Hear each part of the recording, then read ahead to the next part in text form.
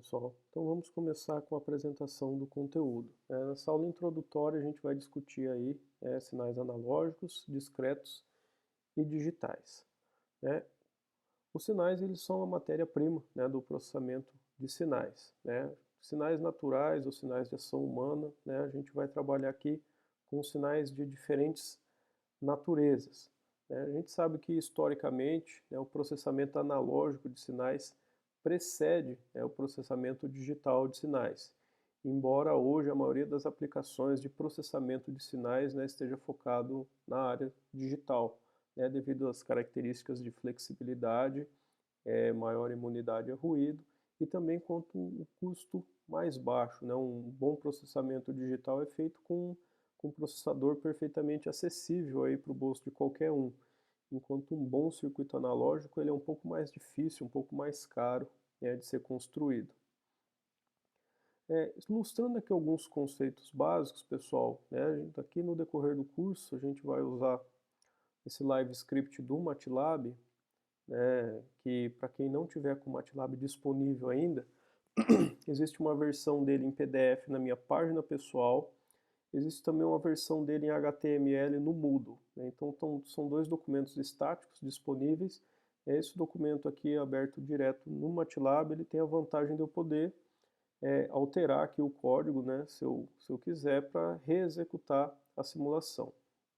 Então aqui para visualização de um sinal, vou usar o sinal do terremoto de Kobe, no Japão, em 1995.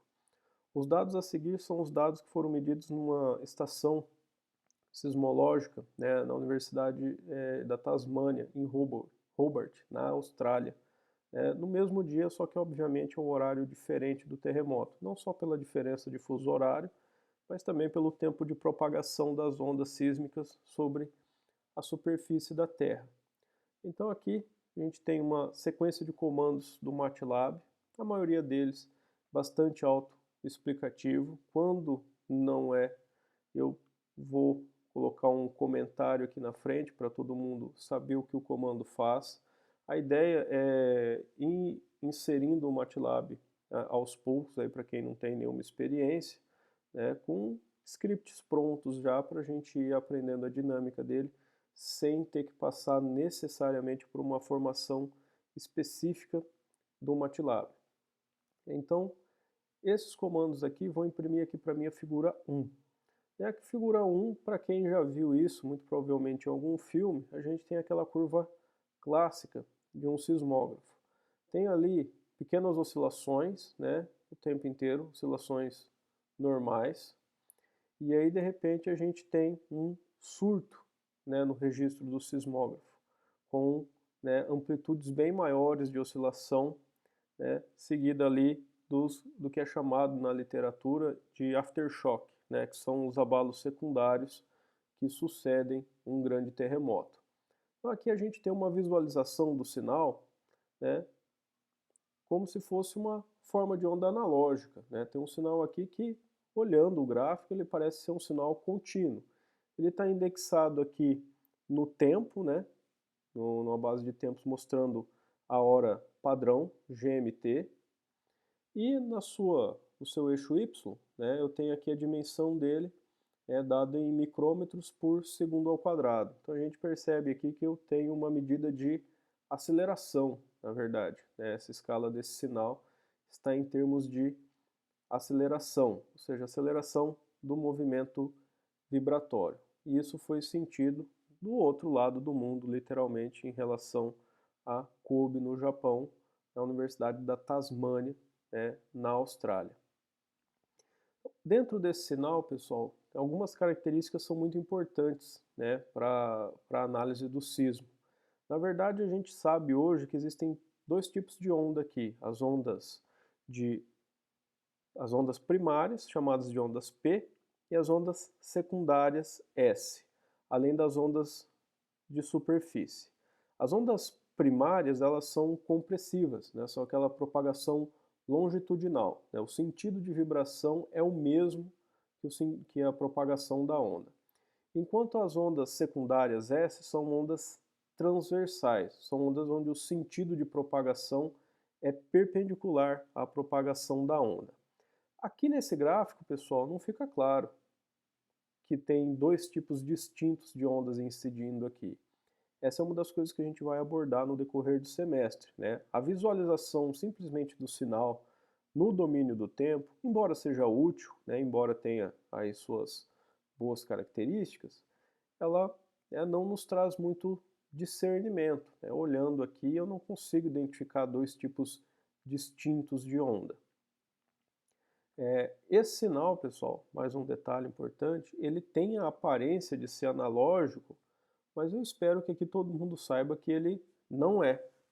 Afinal de contas, eu estou representando esse sinal, né, um sinal que foi armazenado aqui nessa variável, nesse arquivo de dados COBE, né, armazenado num computador digital, ou seja, esse sinal foi digitalizado. Aqui eu tenho um sinal digital de fato.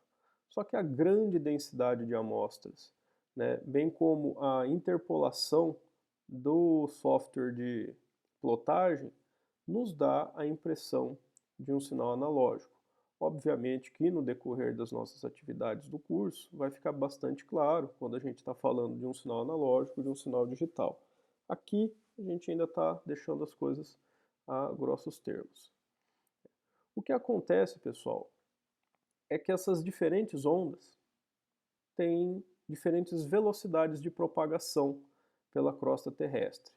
Ou seja, identificando aqui a incidência das ondas P e depois das ondas S desse terremoto de Kobe, eu consigo ter uma estimativa da distância da origem do abalo sísmico, porque como essas ondas trafegam com velocidades diferentes, né, conforme elas se propagam na superfície da Terra, na crosta terrestre, melhor dizendo, uma vai tendo um atraso cada vez maior em relação à outra.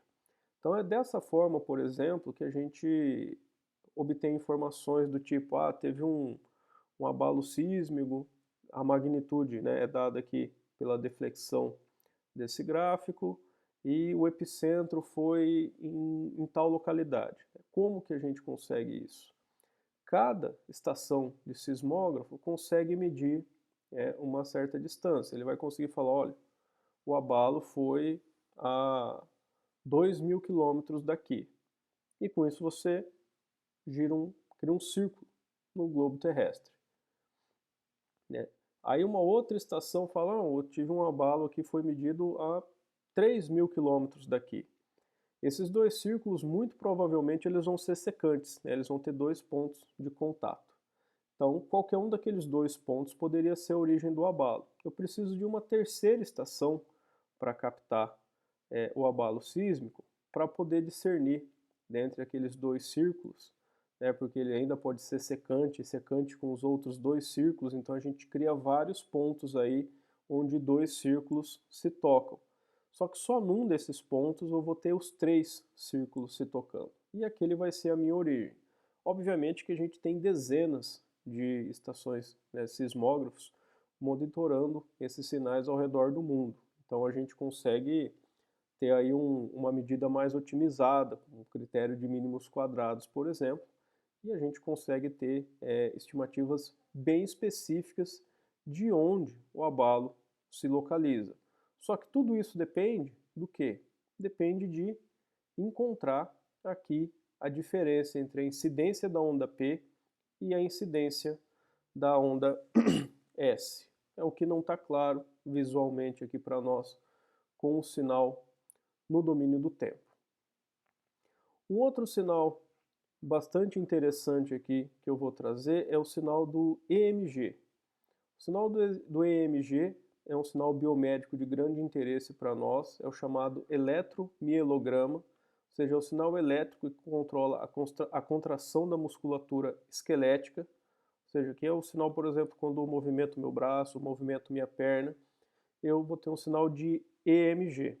Aqui o sinal de EMG está sendo usado para ilustrar um conceito que vai aparecer algumas vezes, que é a ideia do sinal multicanal. Quando eu tomo uma medida de EMG, eu estou fazendo a leitura de vários sinais elétricos que controlam todo um grupo muscular. Então eu vou ter vários eletrodos ali, por exemplo, no braço do paciente, né, e eles vão estar medindo ali a contração do bíceps, do tríceps ou do deltoide, né, e assim por diante. Ou seja, todos os sinais têm a mesma base no tempo, né, são sinais em cima do tempo, seja ele analógico, seja ele discreto, né, um sinal digital. Só que eu tenho diversos sinais, variando ali mais ou menos em conjunto.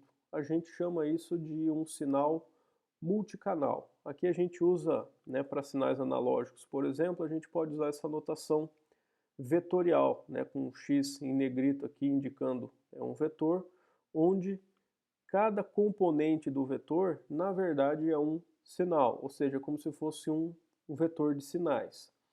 Aqui eu trago o exemplo, pessoal, né, esse MGData, ele carrega aí uma matriz de dados data, e essa matriz, cada coluna da matriz, aqui o segundo índice representa a minha escolha de colunas, eu tenho mais colunas do que essas, pessoal, que eu indiquei aqui só alguns para o gráfico ficar legível. Cada coluna da matriz representa a medida de um eletrodo em particular.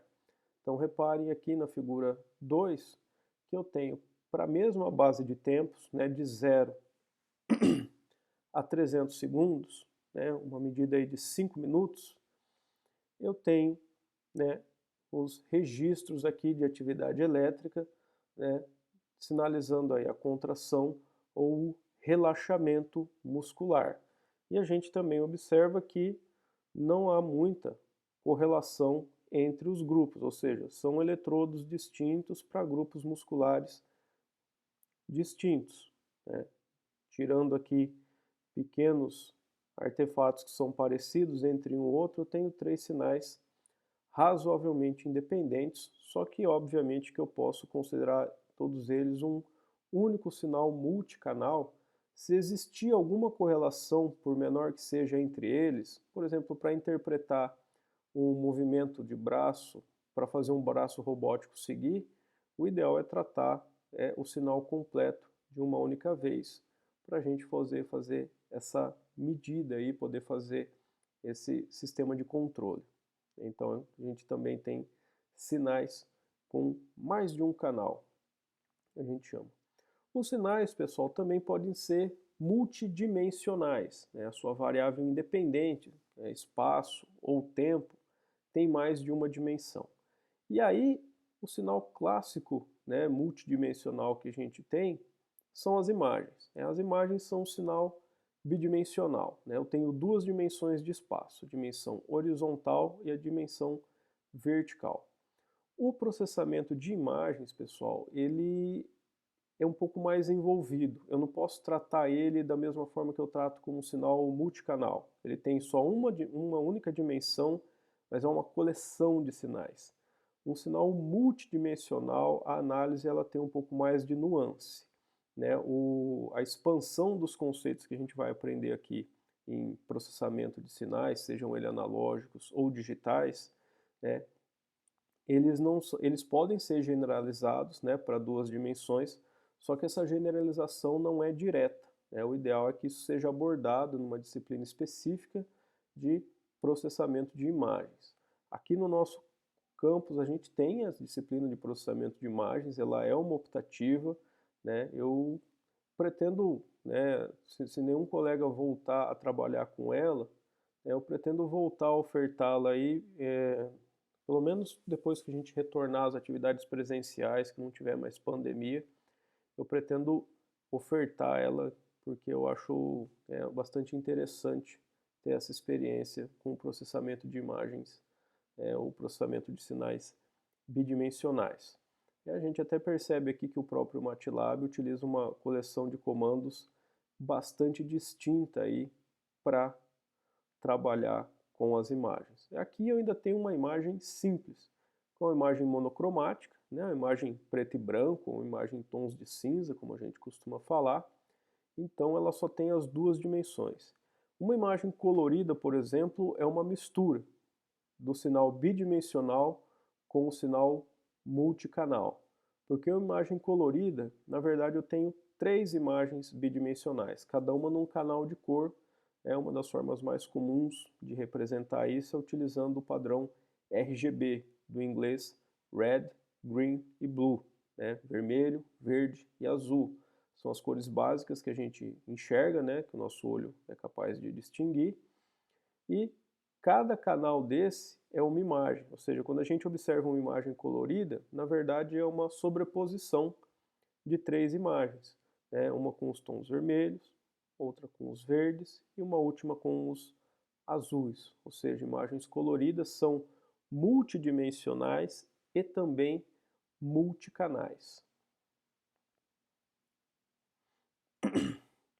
Pessoal, aqui apresentar um outro conceito para vocês, que é também um sinal de grande interesse, principalmente na nossa formação aqui no nosso curso, que tem uma ênfase em biomédica, que é o sinal de ECG, é o clássico sinal de ECG.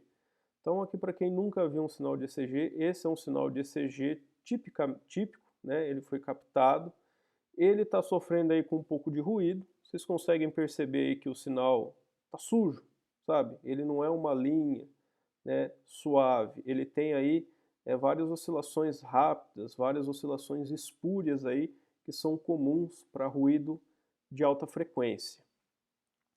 Ele também tem, pessoal, se vocês perceberem aí, um artefato de deriva. O que acontece? Para quem nunca teve a sua medida de ECG tirada, né, isso é feito com eletrodos colados ao peito. E esses eletrodos, pessoal, eles respondem à eletricidade estática que a gente muitas vezes tem na pele.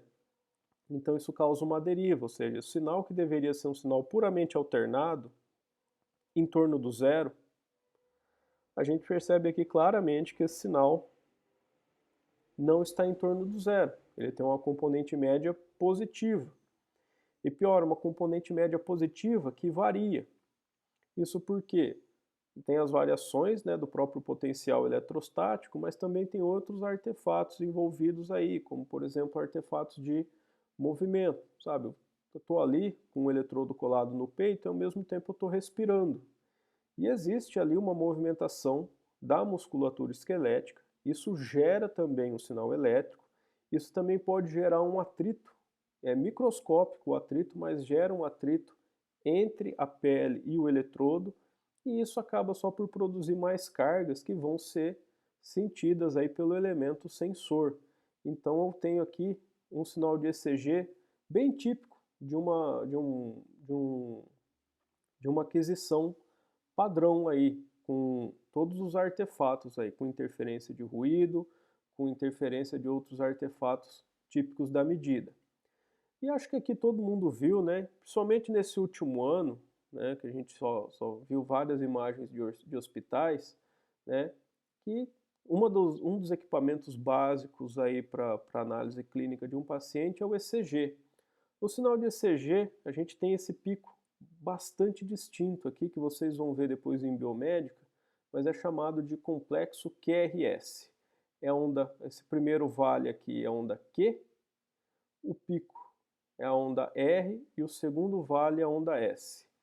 Esse pico distinto do sinal de ECG, ele pode ser usado para medir a frequência cardíaca, ou seja, dado uma observação num certo quantidade de tempo, eu conto os picos, né? Ou seja, a quantidade de picos dividido pelo tempo vai me dar, né? Se eu contar esse tempo em minutos, vai me dar o número de batimentos por minuto.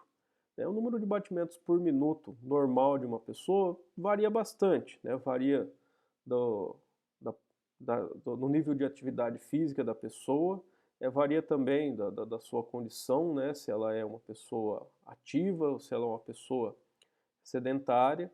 Por exemplo, o nível de atividade, o batimento cardíaco de um atleta em repouso pode ser até 40 batimentos por segundo, enquanto uma pessoa sedentária, fazendo o mínimo de esforço, sabe, em pé dando uma aula, por exemplo, como alguns professores do departamento, o cara está ali dando aula e o coração dele está 120, como se ele tivesse né, fazendo um grande exercício físico. Mas por quê? Por conta do sedentarismo. Só que tirando essas variações normais, existem alguns diagnósticos que a gente também faz com informação. Assim, se a gente já sabe que o paciente não é um atleta, não tem um bom condicionamento físico, qualquer coisa abaixo de 50 batimentos por minuto é considerado braquicardia, né? É um número de batimentos muito baixo.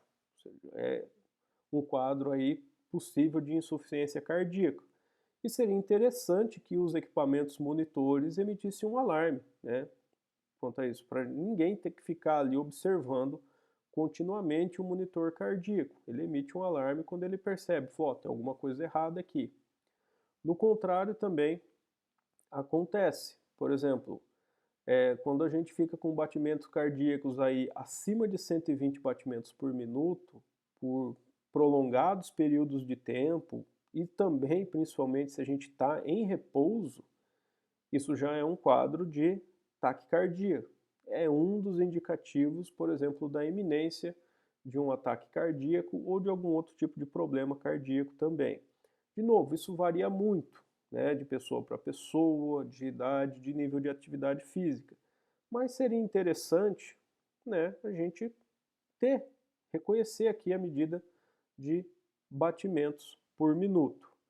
Para uma pessoa olhar aqui o gráfico, ver o número de picos, complexo QRS, ou medir a sua distância, né? Medir a distância entre o primeiro e o segundo, entre o segundo e o terceiro, entre o terceiro e o quarto. Tirar uma média dessas três distâncias que eu consegui medir aqui. E falar, ó, pela distância média aqui dos três, tenho uma taxa de batimento cardíaco X, é bastante simples, é relativamente trivial.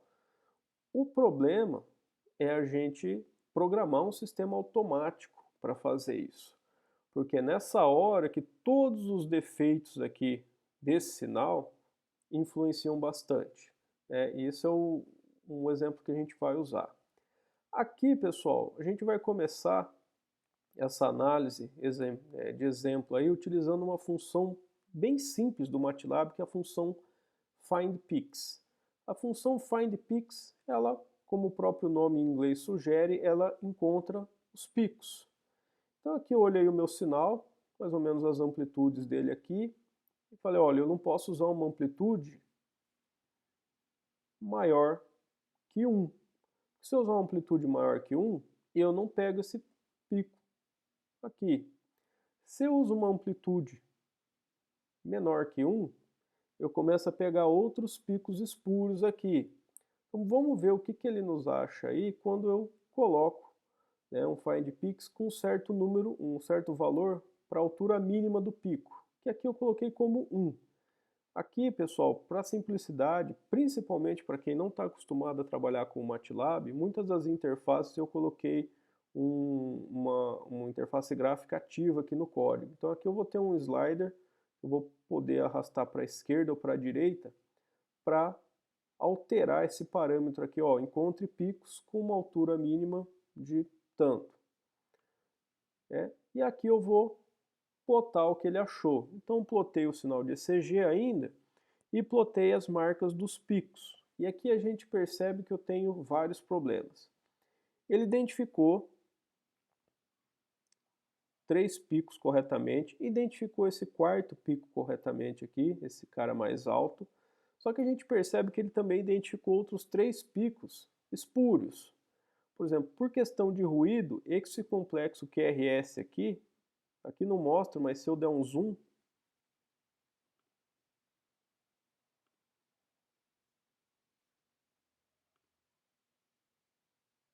deixa eu executar de novo, que eu acho que ele não está permitindo que eu dê zoom. Vou executar esse trecho do código de novo para ele... Ah, tá. Preciso executar o que veio antes, para ele carregar as variáveis.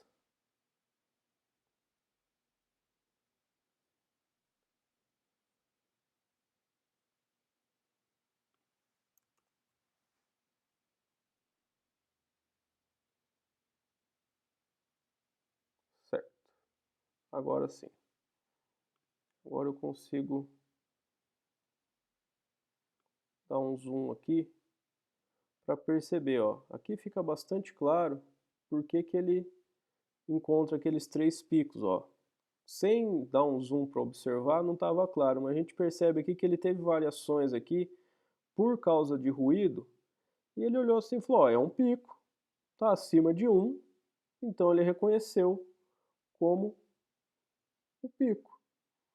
E aí o que acontece? Obviamente que se eu olhar assim e falar, ó, pegar essa contagem dos 4 picos corretos que ele identificou mais 3, medir a distância entre eles e tirar uma média, é óbvio que ele não vai chegar no valor correto da frequência cardíaca, porque ele encontrou mais 3 picos aí que não estão corretos. Aqui gerei um trecho de código bem simples aí para ele imprimir uma mensagem para a gente. Então aqui, ó, a regularidade entre os picos é de 214 amostras.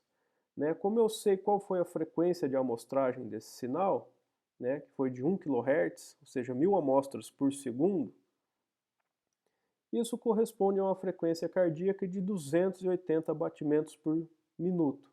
Pessoal, essa frequência, ela sim, seria um quadro de ataque cardíaco severo. O coração ele não dura muitos segundos com essa taxa de batimento, né? Logo, logo ele para. E obviamente que eu não posso alertar todo o corpo médico da UTI de um hospital, né, porque o meu equipamento de leitura está fazendo essa barbaridade aqui. Então eu preciso melhorar isso, eu preciso garantir um melhor funcionamento. O que que eu posso fazer? Opa, eu posso vir aqui e falar, não, o problema é esse limite, né? Esse limite tem que ser maior, né? Ele está pegando uns picos ali que não deveria. Se eu aumento o limite, pessoal, por exemplo, para 1.2, assim que eu tiro o dedo dali, ele executa. Reparem que ele ainda pegou 2 picos espúrios aqui, ou seja, ele não resolveu em nada o meu problema de picos espúrios. Ele parou de reconhecer esse. Só que percebam também que ele deixou de reconhecer outros 2 picos verdadeiros. Então, não é só uma questão de decidir qual que é a altura do pico aqui para resolver esse problema, né? É importante dar uma limpada, dar uma tratada nesse sinal antes, né? E para isso a gente vai ter algumas ferramentas que a gente vai desenvolver esse semestre. A primeira coisa dentre elas, pessoal, é fazer uma filtragem, né? Essa filtragem aqui, obviamente, eu estou no computador, estou projetando um filtro digital. Eu lembro da época que eu tinha que explicar para vocês o que, que era um filtro média móvel, o que, que era uma média móvel. Infelizmente, aí nesse último ano, essa parte do meu trabalho não existe mais, né? Hoje, já com mais de um ano de pandemia, todo mundo sabe o que, que é um filtro média móvel. O filtro média móvel, pessoal, ele é largamente utilizado no processamento de sinais porque ele é um tipo de filtro que ele não distorce o sinal. Ou seja, ele não joga nenhuma informação fora, ele não muda a forma de onda, ele só vai atenuar o ruído do meu sinal. Então aqui, essa variável N, eu estou controlando aqui o tamanho da janela do filtro média móvel. Né? Uma janela menor, ele vai deixar passar mais ruído. Uma janela maior, ele pode começar a atenuar algumas variações do próprio sinal. Então vamos observar aqui que a gente percebe que o filtro média móvel ele ajudou bastante. Porque o que acontece? Em azul eu tenho o sinal de ECG original.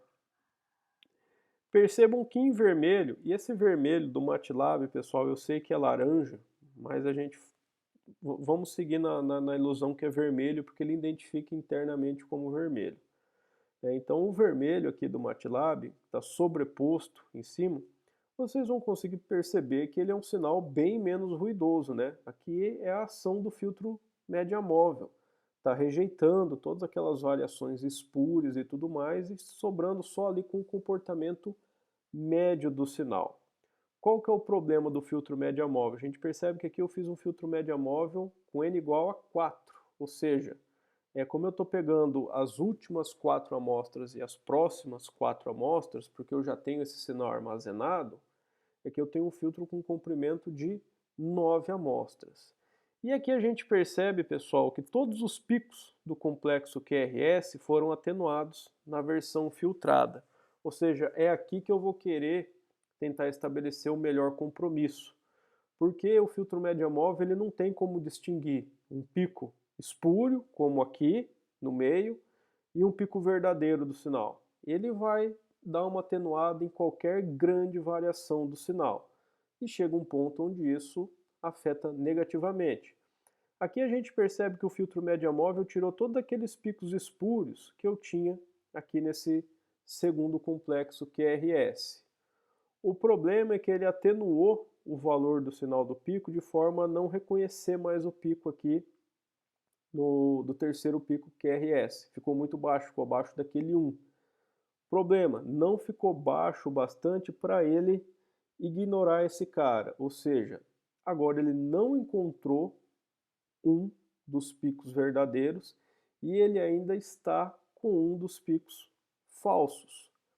Obviamente que isso vai atrapalhar a minha medida. Aqui, pessoal, eu tenho dois sliders, né? Um onde eu controlo a altura mínima do pico, né, que eu posso mudar, e o outro onde eu controlo o comprimento do média móvel. Tá, vamos, por exemplo, para vocês verem o efeito, aumentar esse comprimento. Agora eu tenho um comprimento média móvel de 25, que é 2 vezes 12 mais 1.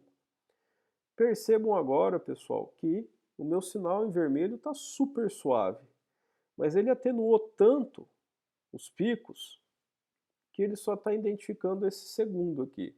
Todos os outros ele não identifica. Tem como eu melhorar isso? Sim, é possível melhorar isso. Eu posso diminuir o meu limiar ali para eu encontrar um pico. Ó. Agora ele encontrou 3 picos, mas ainda está faltando os 2 últimos. E o segundo pico que ele encontrou não é um pico de fato do complexo QRS. Né? Essa aqui é a onda P. É uma outra onda que vem antes do complexo QRS e ela indica a contração atrial. E o QRS indica a contração ventricular. Então, a questão é, vocês podem brincar aqui à vontade, pessoal. Vocês não vão encontrar um par de valores aqui que vai satisfazer tudo, porque o problema desse sinal não é só ruído e encontrar a amplitude do pico. Ele ainda está com esse desvio da linha de base. A gente chama isso de deriva da medida. Isso aqui é um sinal de baixa frequência que está se sobrepondo. E aí tem várias formas de fazer. No domínio analógico, né, só retomando aqui, pessoal, ó, desse jeito que eu fiz aqui, ele encontrou um valor impossível, 481 batimentos por segundo. Vamos retornar lá só o valor que eu tinha antes, de 0,9 e 4 aqui, para ver quanto que ele estava dando antes com aqueles erros. Ó, uma frequência cardíaca de 160 batimentos por minuto. Uma frequência bastante acelerada, preocupante, mas ainda dentro da realidade, né? Dentro do que é possível um coração bater.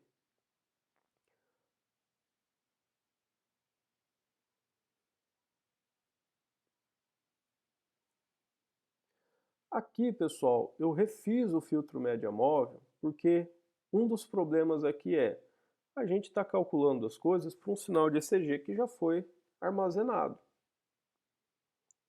Só que na prática, pessoal, esse sistema ele funciona ali com um sinal de ECG que está sendo adquirido em tempo real.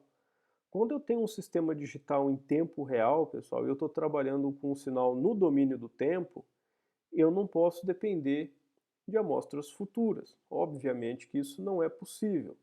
Aqui a gente vai verificar isso depois, é o que entra no contexto da causalidade do sistema. É uma das propriedades que a gente vai estudar ou revisitar aí no decorrer do curso.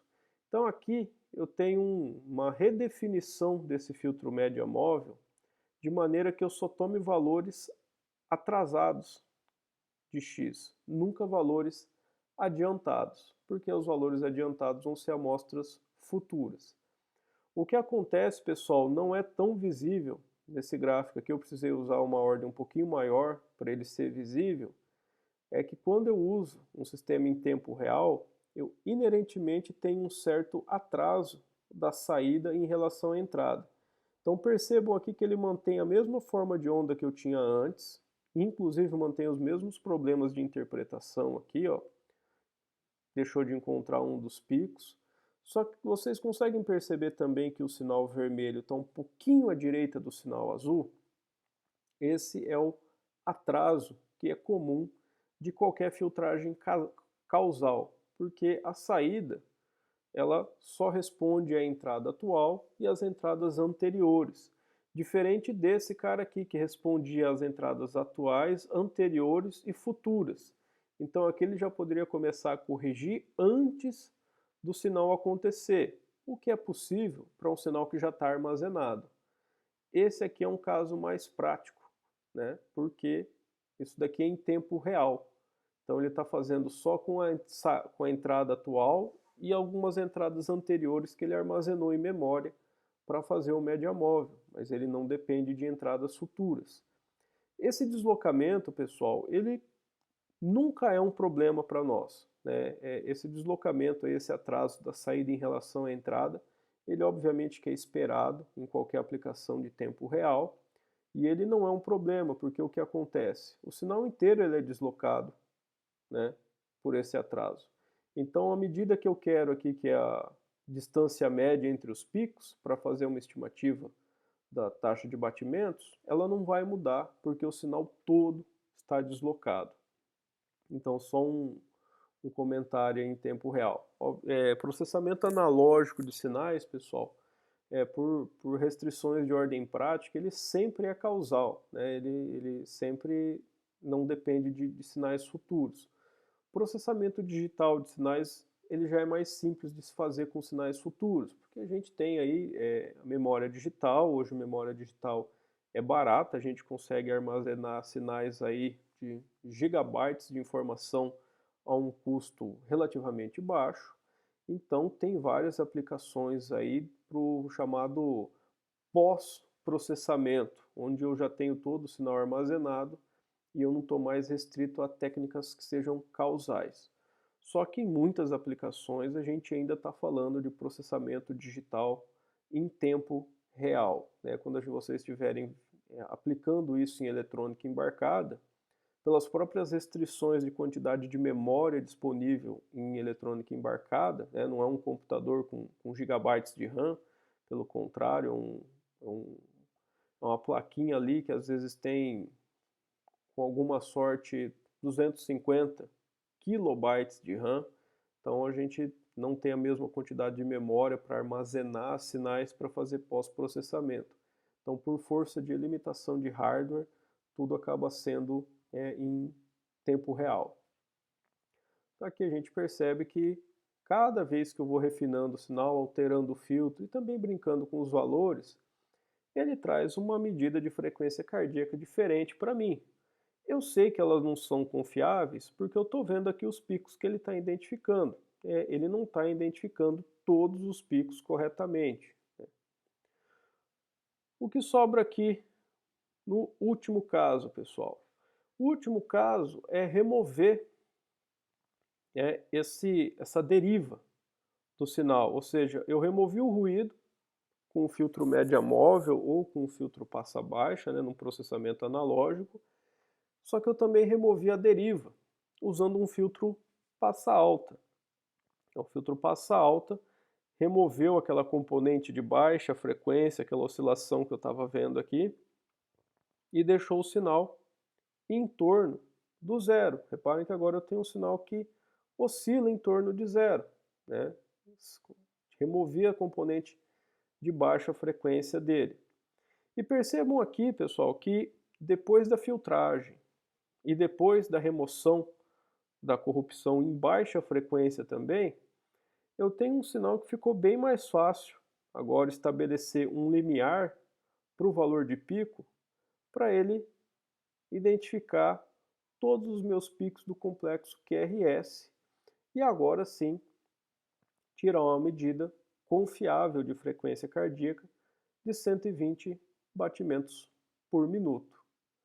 Percebam aqui, pessoal, aqui como eu fiz digitalmente, né, óbvio, estou no MATLAB, meu filtro passa alta foi a função detrend. A função detrend, o próprio nome diz, ela tira as tendências, né, os trends do sinal de baixa frequência. Ela funciona assumindo que esse trend é polinomial, né? Só que obviamente que eu podia fazer isso, só que o código não ia ficar tão legível, principalmente aqui para uma primeira aproximação, né? Não ia ficar tão legível quanto usando a função detrend. Usando um filtro passa-altas que eu teria que projetar, e tem toda uma outra apresentação em cima disso. Tudo coisas que a gente vai ver no decorrer do semestre, mas obviamente que essa primeira apresentação aqui tem que ser mais simples que isso. Então, a gente percebe aí que uma combinação de ferramentas de processamento de sinal foi necessária, né? Eu precisei remover o ruído, porque eu tinha surtos de alta frequência aqui que estavam duplicando um dos picos. Né? Eu também tive que remover a componente de baixa frequência que estava gerando essa tendência aqui, uma deriva do sinal. E depois que eu dei uma filtrada nas componentes espúrias de alta frequência, que era o ruído, e também filtrei o artefato de baixa frequência que estava derivando o sinal, a gente percebe aqui, pessoal, que tem uma ampla faixa de valores de pico mínimo que eu posso utilizar e ele ainda vai encontrar os 4 picos. Obviamente, pessoal, que isso aqui ainda está sendo uma aplicação bastante simples, né? Principalmente do uso da função findPix. A função findPix ela tem algumas heurísticas adicionais aqui, alguns outros critérios para encontrar pico mínimo, que me permitiria até encontrar esses picos lá no primeiro sinal sem nenhum processamento. Só que, de novo, tudo isso até certo ponto não deixa de ser uma forma de processamento também. Então a ideia aqui era trazer como que para a gente chegar a um certo resultado, às vezes a gente vai ter que passar por vários passos, né? Vários passos distintos aí que vão resolvendo um problema de cada vez, até a gente no final ter uma solução simples e robusta. O que quer dizer robusta aqui? Quer dizer que eu não tenho necessariamente que, né, calibrar essas grandezas aqui, o comprimento do filtro do filtro média móvel. Aqui é a ordem do trend que eu estou tirando, que também dá para colocar outros valores aí. E também um ajuste exato da altura mínima de pico para poder encontrar esses caras. Eu posso mexer bastante aqui e ainda encontrar eles. E o mais importante, né, o fato de eu poder ter grande flexibilidade aqui para encontrar esses picos é um indicativo de que se eu tiver com um outro trecho desse sinal, um outro sinal de ECG, essa seção de código aqui vai funcionar tão bem nesse sinal quanto funcionou neste aqui que eu projetei. Ou seja, imagina, se eu tiver que fazer esse ajuste aqui para cada sinal que eu vou observar, eu não precisaria do sistema digital, porque eu ia depender de um operador humano fazendo ajustes aí o tempo inteiro. Então a ideia é que ele seja autônomo bastante para poder funcionar sem supervisão, né? Sem alguém constantemente checando ali se aquilo está ok. E para isso acontecer, é necessário ter uma metodologia bem rígida, né? De que tipo de sinal estou trabalhando, quais são os artefatos, né? As interferências que esse sinal sofre, como que eu posso remover esses caras para fazer uma medida, para fazer uma análise simples desse sinal. Então, todos esses passos aí é o que a gente vai ver com o processamento de sinais. De novo, seja ele analógico, né, que é o tema da disciplina de sinais e sistemas, ou seja ele digital, que é o tema da disciplina de processamento digital de sinais. A visualização do sinal no domínio do tempo, pessoal, que foi o que a gente fez até aqui, não é a única forma de visualizar o sinal, né? Vocês conhecem ferramentas, né, do que a gente chama de análise de Fourier. Na análise de Fourier, pessoal, a gente busca uma representação em frequência. A representação no domínio da frequência, pessoal, ela nos traz informações ali que não estão visíveis na primeira, no primeiro aproximação com o sinal na representação do domínio do tempo. A transformada de Fourier do sinal, pessoal, aqui eu estou tomando como se fosse um sinal analógico, né? Ou seja, um x de t com t contínuo. A transformada de Fourier a gente pode representar aí como uma função x de f, onde a convenção aí que vocês aprenderam lá atrás em MMA é utilizar a variável minúscula, né, para o sinal do domínio do tempo, e a variável maiúscula para o sinal do domínio transformado, aqui no caso o domínio da frequência através da transformada de Fourier. Essa função p-spectrum que eu estou usando aqui, pessoal, ela nada mais, nada menos do que calcula a chamada PSD do sinal. PSD é a sua densidade espectral de potência, mas a sigla está em inglês, como a maioria das nossas siglas estão, né, ela é de Power Spectrum Density. A PSD nada mais, nada menos do que a magnitude da transformada de Fourier elevada ao quadrado.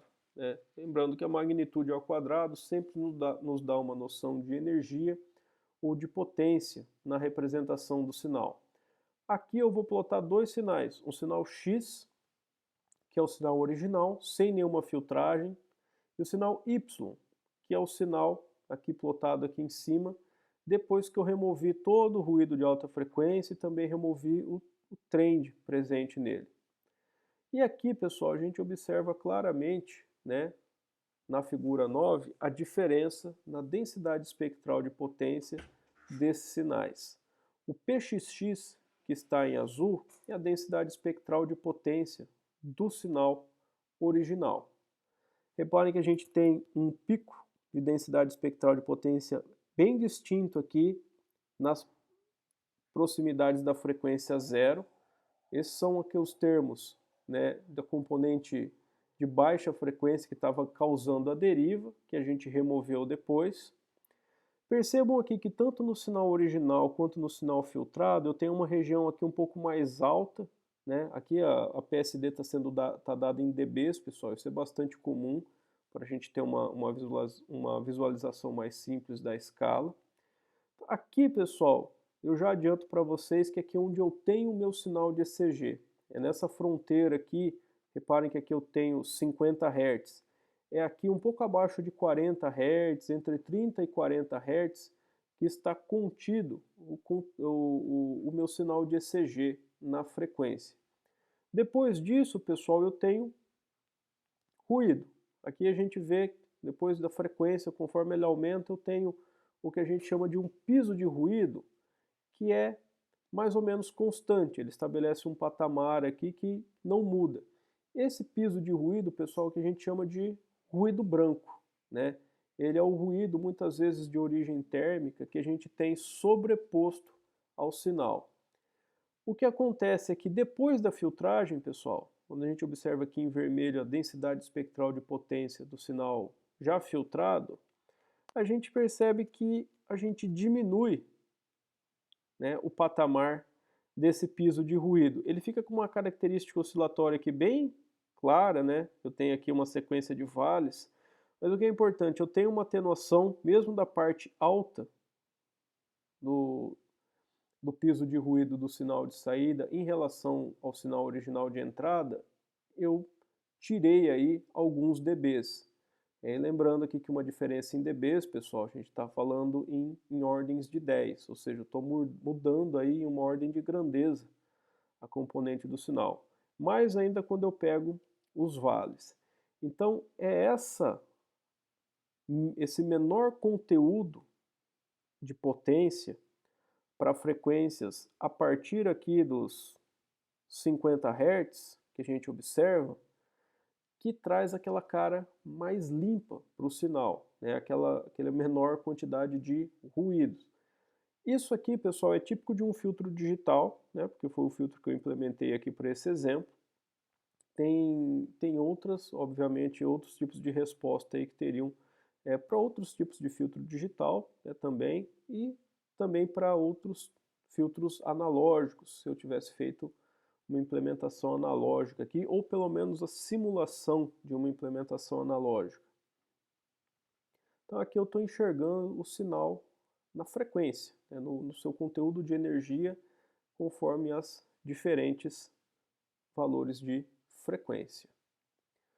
Pessoal, em termos de desenvolvimento de teoria, tanto nas disciplinas de sinais e sistemas quanto na disciplina de processamento digital de sinais, a gente morre aqui, a gente morre, né, com essa visão tanto no tempo ou na frequência. Pessoal, essas não são as únicas formas de verificar um sinal. Existe um domínio misto, que a gente chama de tempo-frequência, e no domínio de tempo-frequência, pessoal, nós podemos também observar o sinal, né, em cima dos dois domínios. Isso é chamado de espectrograma. Eu estou trazendo isso aqui, pessoal, só como uma curiosidade, né? Afinal de contas, a gente tem acesso à ferramenta, o MATLAB faz, né? E a gente não está limitado, né, à ementa do curso. A ementa exige algumas coisas, mas eu, né, na medida do possível, principalmente com a facilidade que a ferramenta do MATLAB nos oferece, eu posso passar algumas outras coisas. Aqui, pessoal, a gente vai estar realizando o que é chamado de transformada parcial de Fourier, ou transformada de Gabor, né? Na próxima aula a gente vai ficar mais claro aqui o que quer dizer essa questão da transformada de Gabor, que a gente vai ver o sinal elementar de Gabor. Mas a ideia, pessoal, é que eu não saio completamente do domínio do tempo e vou para o domínio da frequência, como eu faço com a transformada de Fourier. Eu fico no meio do caminho. Qual que é a vantagem disso, pessoal? Vamos usar um exemplo simples de música. Acho que todo mundo aqui, mesmo quem não toca, sabe que música é uma sequência de notas musicais aí em diferentes instrumentos. No tempo, é como se eu tivesse um sinal representando ali cada nota que eu bati. Então eu teria uma visualização no tempo da música ali, os seus tons ali, e isso me traz uma informação, mas muitas vezes não num formato muito útil. Na frequência, pessoal, se eu faço a transformada de Fourier de uma música inteira, o que ele vai analisar é a composição das notas que, se eu segurar elas o tempo inteiro, vão resultar naquela música. Então não é exatamente como a música é feita, mas seria uma análise de com que tons, em que fase e com qual amplitude específica eu poderia reconstruir aquele sinal segurando diferentes notas em todo o tempo da música. Ou seja, seria um jeito assim pobre de fazer música. Você não precisaria de músicos, né? Você só precisaria de alguém segurando uma nota lá. Problema disso: qualquer desvio mínimo de fase, ou seja, de sincronismo entre o início das diferentes ondas, iam destruir completamente o efeito, ou seja, eu já não ia reconstruir aquele sinal. Como que se faz música de verdade? Você acerta as notas exatas nos tempos exatos que elas têm que ser feitas, ou seja, você tem tanto a frequência, né, da nota, quanto o tempo dela. E é isso que a gente observa aqui num espectrograma. O espectrograma, pessoal, parece aquela imagem lá que vocês viam quando era criança na televisão da avó, quando ela saía do ar. Aqui eu tenho o espectrograma do sinal de entrada, X, e aqui eu tenho o espectrograma do sinal de saída, do sinal filtrado, Y. O que acontece aqui, pessoal? A escala é uma escala de cores, quanto mais claro, maior a potência, quanto mais escuro, menor a potência. A escala é a mesma para os dois sinais. Tomei o cuidado aqui de fazer a mesma escala para ficar uma comparação boa. Lembra aqueles vales que a gente observou no espectrograma? Reparem que ele está aparecendo como uns riscos verticais aqui, é possível ver a sombra no sinal de saída, porque eles acontecem o tempo inteiro. O meu eixo X aqui é uma escala de tempo, um sinal com 2 segundos, e o meu eixo Y são as frequências. Então eu tenho uma visão aqui do sinal tanto no tempo, olhando ele da esquerda para a direita, quanto na frequência, olhando ele de baixo para cima. Então aqui de 0 a 500 Hz e de 0 a 2 segundos.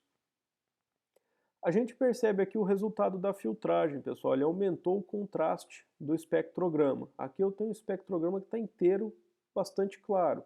Aqui embaixo tem o sinal, dá para ver aqui a sombra do conteúdo do sinal. Aqui o sinal está um pouco mais claro, porque o contraste dele, o fundo, a parte de ruído, ficou mais escura.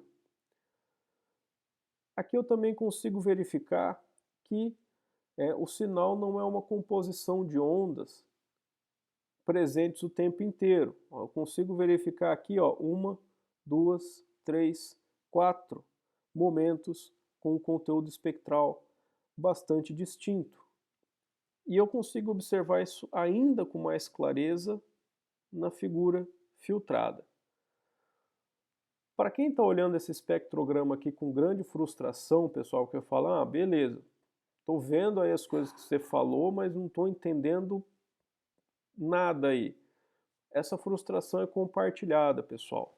Até a década de 80, isso era o melhor que a gente tinha em termos de observação tempo-frequência. Era baseado na transformada de Gabor, que por sua vez é um desenvolvimento teórico da década de 40.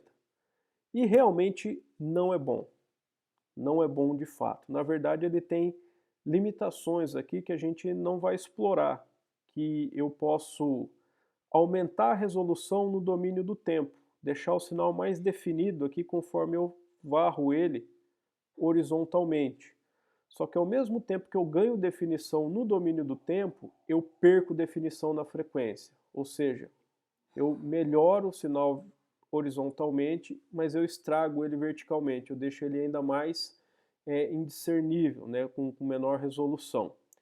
E o contrário também é verdadeiro. Ah, eu posso aumentar aqui a resolução da frequência para observar melhor esses conteúdos aqui? Posso.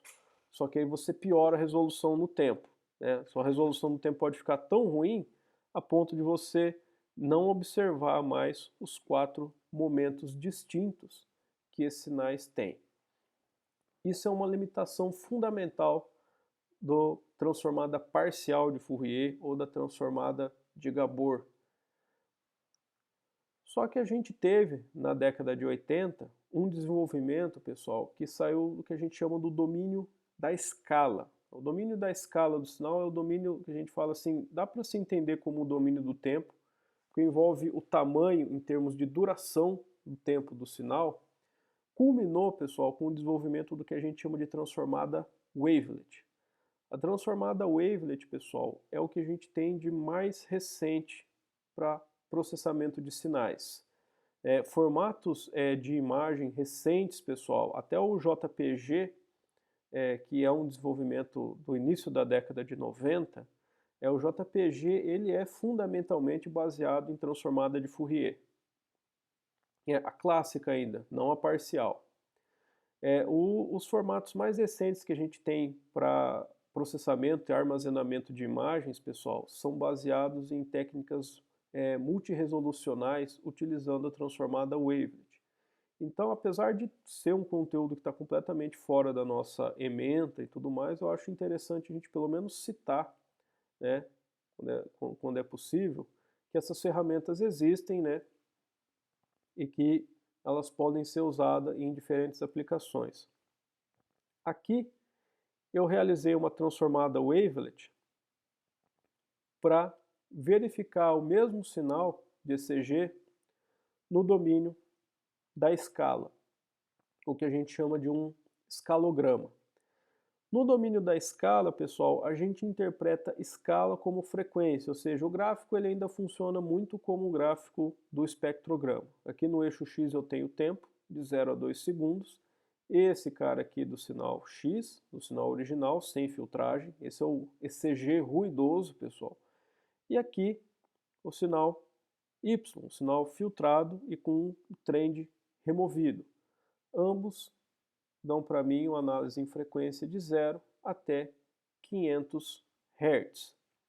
que é esse pontilhado em volta, pessoal? Esse pontilhado em volta ele representa o que é chamado, apesar de não ter esse formato na escala que eu escolhi plotar os gráficos, isso aqui era para ser um cone de confiança. Esse cone de confiança, pessoal, qualquer valor, qualquer coisa que vocês veem que estejam fora desse pontilhado, pode ser por efeito de borda. Eu estava muito próximo do final do sinal, então muito próximo do final do sinal, eu não tinha comprimento suficiente do sinal para fazer averiguações aí em termos de algumas frequências. Falar assim, ó, eu estou lá no finalzinho do sinal, eu não vou ter, não tenho tempo aqui para observar frequências muito baixas, eu não vou ter uma fração, uma observação de um período. Então, se eu não observo um período inteiro, o que eu posso falar dessa frequência? Então, só a parte interna aqui dessa figura tracejada, desculpem, que a gente tem confiança para fazer as análises. E aqui a gente percebe bem mais claramente, pessoal, o conteúdo do ECG. A gente consegue estabelecer aqui picos. É que aqui, por simplicidade, eu estou trabalhando com gráfico 2D numa escala de cores. Só que vocês conseguem manipular esse gráfico aí para ver ele em 2D. Essa parte mais em 3D, desculpem. Essa parte mais clara aqui, pessoal, são picos. E eu posso medir a distância aqui de pico a pico para tomar aquela cadência do ECG. E eu posso fazer isso aqui, sem problema nenhum, com um sinal sem filtragem alguma. Eu também posso fazer isso daqui com um sinal filtrado. Aqui a gente percebe de novo que o meu piso de ruído está mais escuro, né? Está mais baixo aqui, uma potência menor, né? Eu tenho uma definição bastante clara aqui dos eventos, que são na verdade aqui os complexos QRS. Essa amplitude aqui onde o sinal está claro é o conteúdo em frequência dele.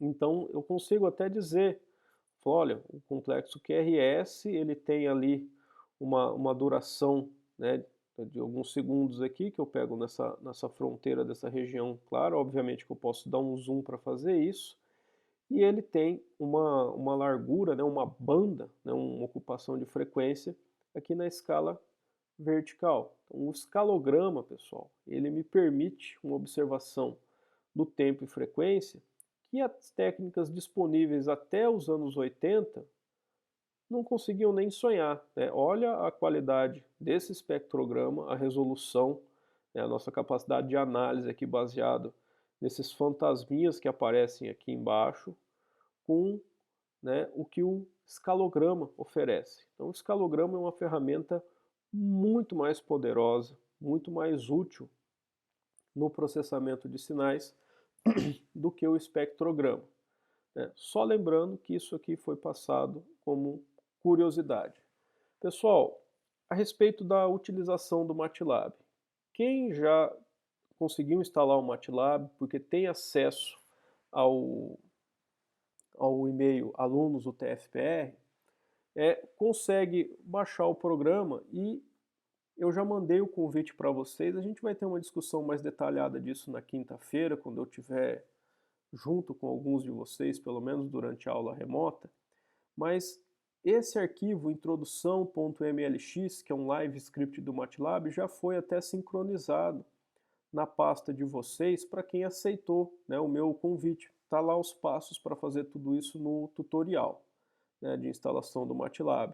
Então vocês já têm esse arquivo MLX aqui, e quem tiver com a instalação do MATLAB em dia, com o toolbox de Signal Processing instalado, vai conseguir reexecutar essa introdução aqui sem nenhum erro. Vai poder apertar esse botão de Run aqui e ele executa todo o código de novo para vocês, né, poderem aí trabalhar com eles na máquina de vocês. Para quem, pessoal, pelas mais variadas razões não puder instalar o MATLAB, falar assim, ó, eu nem tenho computador pessoal ou não tenho computador pessoal com espaço para instalar o MATLAB, ou outras razões, pode usar o MATLAB online, né? O mesmo login que você tem para baixar e instalar o MATLAB, vocês podem usar o MATLAB online. O MATLAB Online, pessoal, ele fala que suporta vários navegadores, só que eu já fiz aqui alguns experimentos, né? E eu descobri que ele suporta de fato mesmo só o Google Chrome, né? Mas eu sei que é o navegador que a maioria de vocês utiliza, né? Então quem não puder instalar o MATLAB vai poder acompanhar todos esses nossos desenvolvimentos aqui utilizando o MATLAB Online, né? Preferencialmente aí com o navegador Google Chrome para evitar problemas. Para quem, pessoal, às vezes, eu até tenho o MATLAB aí, um computador para usar, mas ele não está disponível para mim o tempo inteiro. Vai ter acesso a todo esse material, pessoal, como eu já falei. Um HTML desse Live Script está disponível no Moodle, né, para vocês baixarem lá. É só fazer inscrição no Moodle, eu já divulguei para vocês a chave do curso.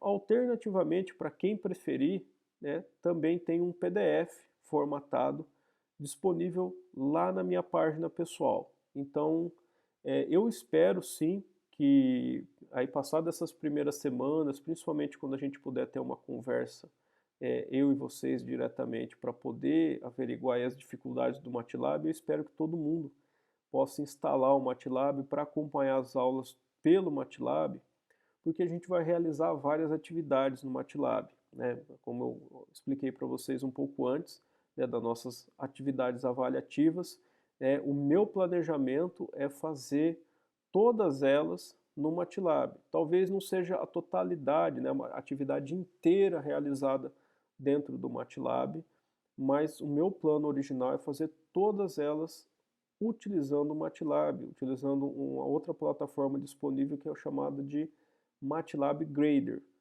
Para eu poder fazer isso numa avaliação, por exemplo, não é algo que a gente faz de maneira temerária, não é uma coisa que eu falo para vocês na véspera da avaliação. Falo, pessoal, está aqui o link, a avaliação vai ficar aberta lá no MATLAB Grader por 2 horas, façam, sem contato nenhum prévio com a ferramenta do MATLAB Grader.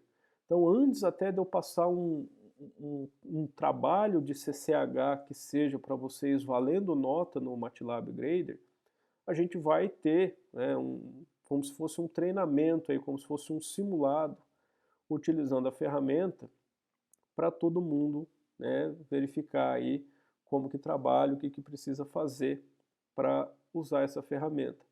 Mas é sim o meu plano fazer dessa forma, mesmo porque ele integra com o Moodle, né? E aí a gente já fica com uma plataforma fechada aí, que vai ser muito útil enquanto a gente está nesse regime APNP que a gente se encontra agora, só que vai ser algo que vai, né, trazer muito mais valor ao tempo que a gente gasta com as nossas atividades, quando eventualmente a gente retornar às nossas atividades presenciais. Então, realmente, né, eu vou contar com todo mundo aí para fazer um esforço para entrar nesse barco comigo, para a gente trazer essas duas disciplinas, né, tanto sinais sistemas quanto processamento digital de sinais, né, tirar elas do quadro negro, né, tirar elas das atividades, né, feitas no caderno e trazer elas para onde elas deveriam estar, né, desde o começo. Só que antes não era possível, porque a gente não dispunha das ferramentas, agora a gente dispõe, então realmente não há por que não fazer. Tá ok, pessoal? Então por hoje é só isso, né? Eu vou pedir para quem ainda não fez que tome o cuidado dedique o tempo aí do restante da aula para fazer a instalação do MATLAB, para tentar seguir aquele tutorial que eu passei. Para quem ainda não tem o seu e-mail, alunos.utfpr.edu.br, na página da UTFPR tem um guia certinho lá de como conseguir esse e-mail. Né? O que eu percebi lá é que você tem que fazer a inscrição com o e-mail que já está cadastrado hoje na instituição, para poder pedir o @alunos, mas é impreterível que vocês tenham o e-mail alunos.utfpr.edu.br, porque sem ele vocês não vão ter acesso ao MATLAB. E tipo assim, mas eu já tenho o MATLAB instalado aqui no meu computador, uma licença própria. Só que aí você não vai ter acesso ao MATLAB Drive, que é por onde eu vou divulgar todo esse material, né, que vai ser, conforme eu vou disponibilizando ele na pasta compartilhada, ele já vai sincronizando no computador de vocês, e obviamente que depois, na hora do momento de avaliação, você também não vai ter acesso ao MATLAB Grader.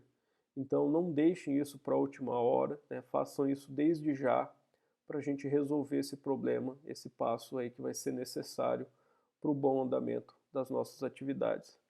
Agradeço aí a atenção de todos. Quinta-feira eu retorno com vocês, hoje, por motivo dessa ausência minha, né?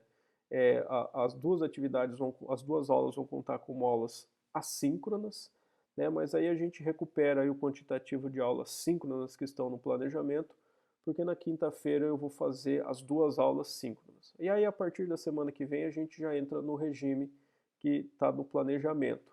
A primeira aula é uma atividade síncrona, eu vou estar aqui com vocês apresentando o conteúdo, né? E o restante da aula vai ser uma atividade assíncrona, vai ter uma atividade que eu vou passar, que eu até vou ficar ali online para dar uma ajuda para quem precisar e tudo mais, só que eu não vou estar mais ali ativamente controlando o andamento todo da aula, né? Vocês vão ter autonomia ali para realizar a atividade naquele momento.